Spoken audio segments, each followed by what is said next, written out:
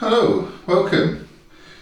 I thought I'd have a look at this Accurascale today, and this one there, class 37s. This is, let me have a quick read of that box. This is the class 37 stroke 6 37608 and ACC231937608, and this is the ROG Europhoenix Era 11.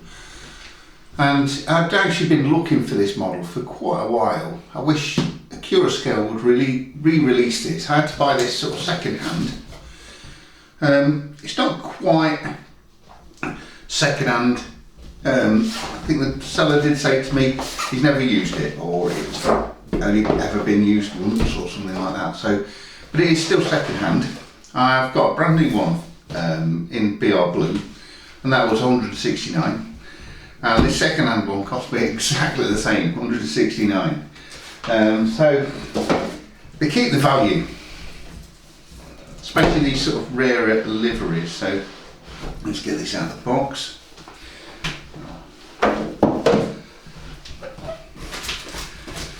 I am in a different room today. Can't use the dining room table because I've got the Engage layout on there. And as before, we get you must read the instructions. That basically tells you on how to set up the decoder if you're running on non-ESU or DCC or ESU decoders. Slight difference.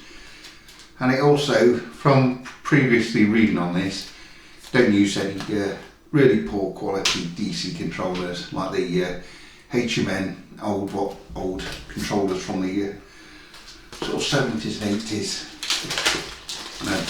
Just have a quick look at the other paperwork.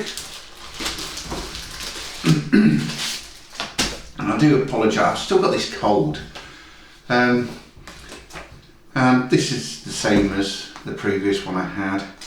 It's sort of in this tea-stained pretend sort of print. And it is quite interesting, but once you've seen it, you know, you don't really need to read it again. So obviously you get this with every single one. So this is the model that I've got today.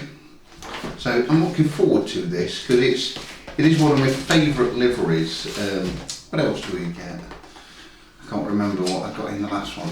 This is your operational and maintenance.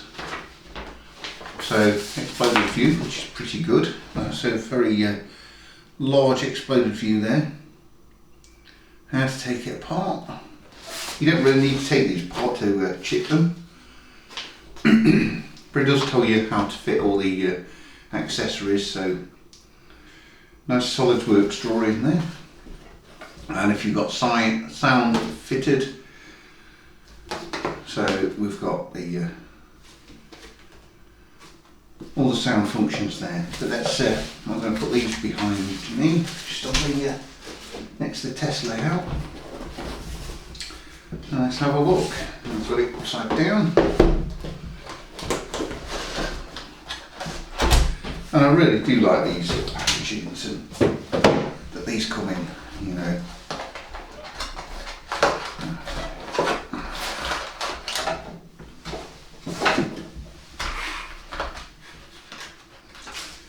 And I do have the accessory pack, which is good. Sometimes they're missing from second user or second hand models. And what does this livery look like in this? Let's get. In fact, I'm going to do one of these as well, which I don't have.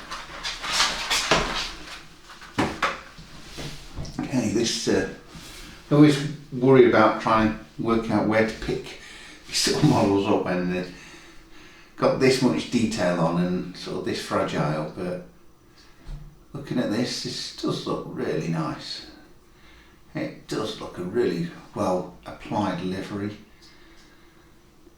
and you can see all the lights on the front and got the radio aerials there. So this was the sort of refit, and I do see this on the lines quite often near Derby. Not as often as I have seen it, but you know, it is good to see this actually running on the today. And I'm not sure when this particular locomotive was built, probably somewhere around about 1965 or something like that, and just see them still on the rails today. Anyway, let's have a look at this close up, see if we've got any damage. Just a little bit of oil on the top there, but let's just make sure we've got no damage on this model or anything like that, and just see the level of the detail. And I'm always impressed with the Accurascale models. The level of detail that they sort of put on and the print quality always is outstanding. I think they're one of the top manufacturers at the moment. Obviously this is a little bit older, one of their earlier runs of the Class 37, but I think it's exactly the same tooling. I just wish they'd rerun this one. So some of the factory fitted extras are, it's company branding, it says. It's got separate door handles, fan grills, fans, handrails, horns, jumper cables, lamp irons, nameplates etched. You've got radio antennas, side grills etched. You got then in detail pack you get the snow ploughs, and so on the buffer beam, let's have a look at that. So on the buffer beam it does say screw link coupling. So are these all in the bag? I need to just check. Yeah, we seem to have all that in the bag. So there's plenty to add, all the snow ploughs and everything, so I won't be adding those at the moment. Obviously you always get sprung buffers now on all these top end models, and it's nice to see the square sort of oval buffers on this as it's one of the new refit type models. So let's have a really good look around the model.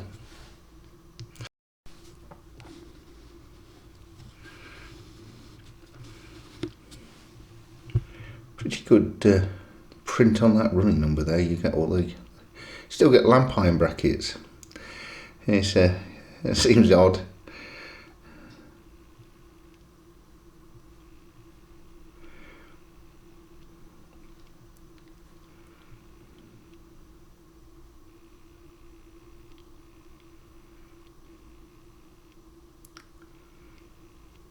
And I really like the way the checker plate's done.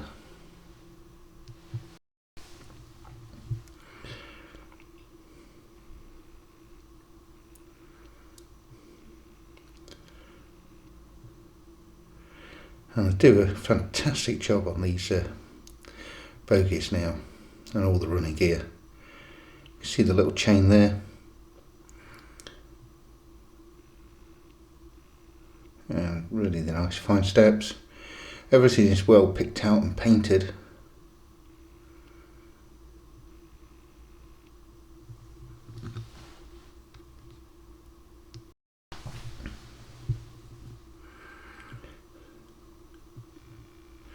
And this livery, I just think, looks amazing.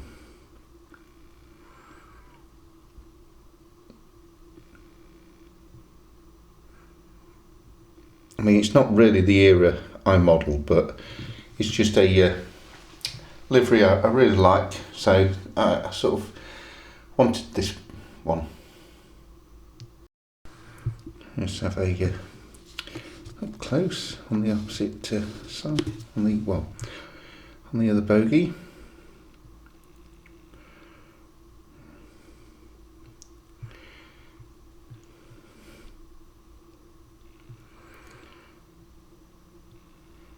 And remembering the days of the older Lima 37s, okay, they're still good in one way, but nowhere near the level of detail. But Obviously in their day they were fantastic, but compared to these sort of models now,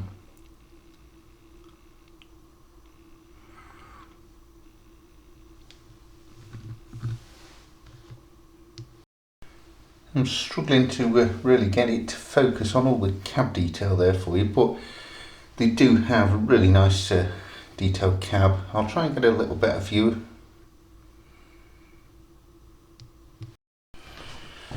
You can see the back wall of the cab there.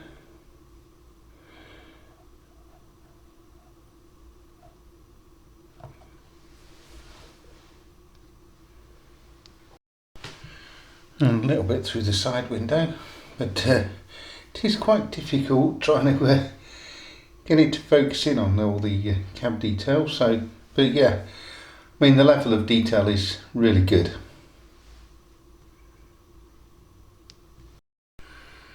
So your detail on the roof with your fan grille there, you can really see that fan behind it. Obviously it's not powered. You do have the removable cover, but it blends in really nicely, that removable cover.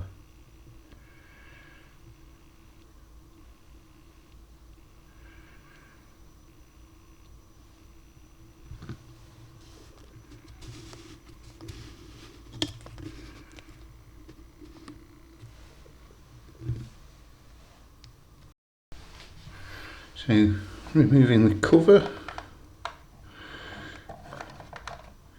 which is quite tight to fit.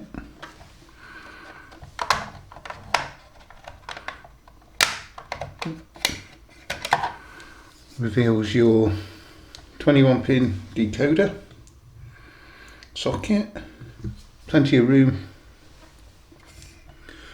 and the switches that was shown in the on the manual there, and it's just secured in with some magnets.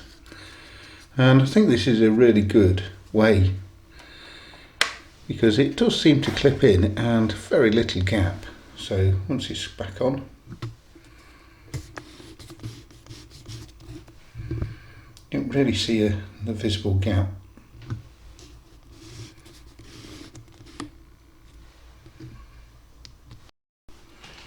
So I think really I'd like to see if this actually works, because it's alright looking good like I said before on the model, but let's go on the test track and let's give it a run.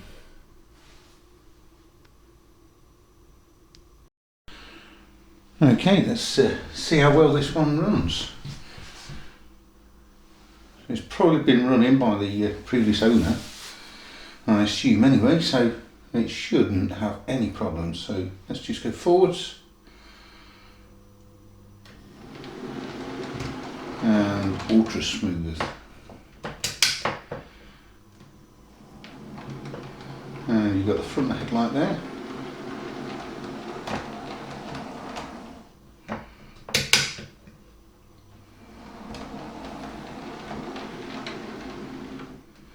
And no problems whatsoever there.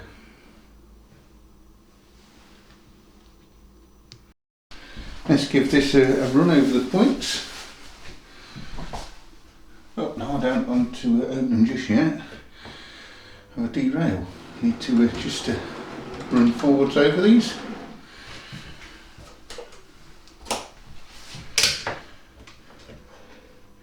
And I can't see any problems.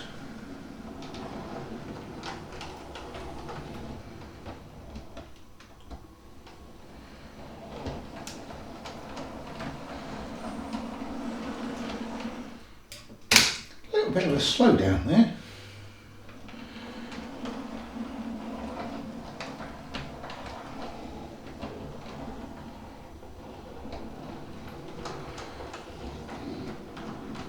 No problems in negotiating the second radius points. Just a little bit quicker. Very slight slowdown.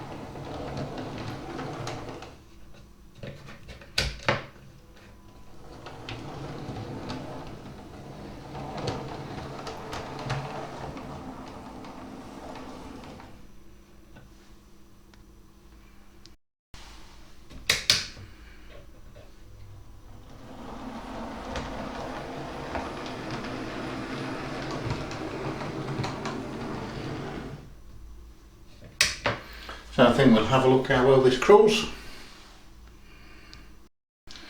Right, I'm just going to turn this up slowly.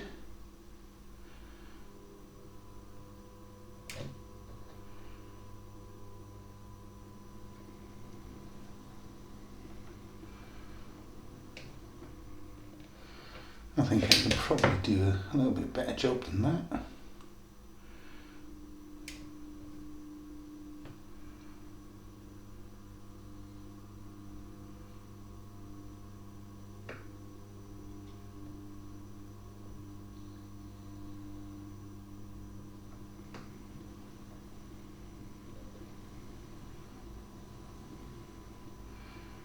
And that is ultra smooth as running.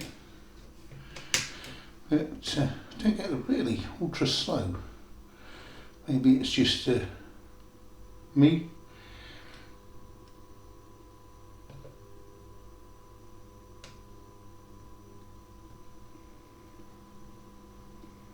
To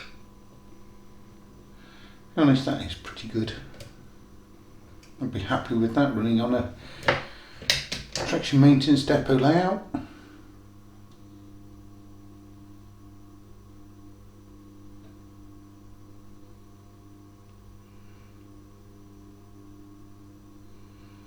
Is that moving? I can hardly see it.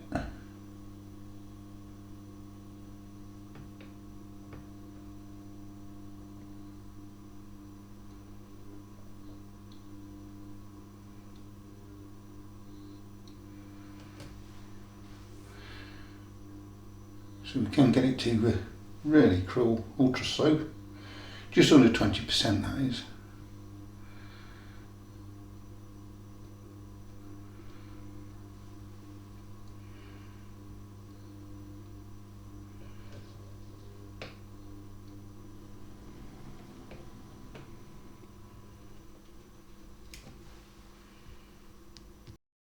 Now, to be honest, I can't remember how much this actual last one weighed, so let's just see what this one does.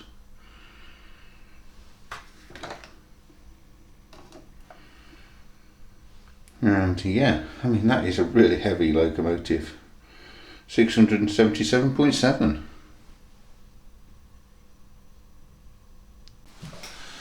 One thing I would say is, if you're after a Class 37 and there's no compromises, I would definitely look at getting a Accurascale. There's plenty of liveries still out there for sale. Sadly, if you want this one, you do have to get a second-hand one. I did notice when I was putting it on the scales that quite a lot of oil on the bottom there. You know, not sure if that was a Accurascale or the previous owner, but there seemed to be quite a bit, and there was quite a bit on the, and I think from what I'm recalling, there was quite a bit on the other locomotive, so I think Accurascale do tend to over lubricate. But I think that would be the only criticism that I've got on this, but everything else is perfect. It looks wonderful, runs well. And a really good quality model from Accurascale. So I'm just running out a little bit of space on this small desk. So get it all back in the box, ready for some proper running once I get the layout built. So I'll put all these back in with you. And you'll be pleased to know once I have actually finished this N-gauge layout, I'll be getting to grips with the double O gauge. I've got a space now that I can actually put an O gauge layout. Is that everything that was for this? I'm missing the lid. The lid is just in front of me.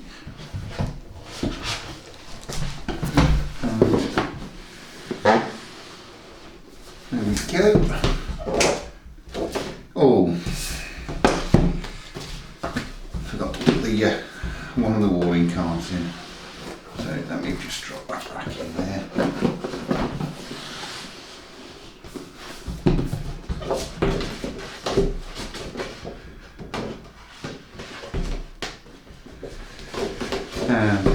struggling, but it is well packaged and well worth the money, so definitely well recommend.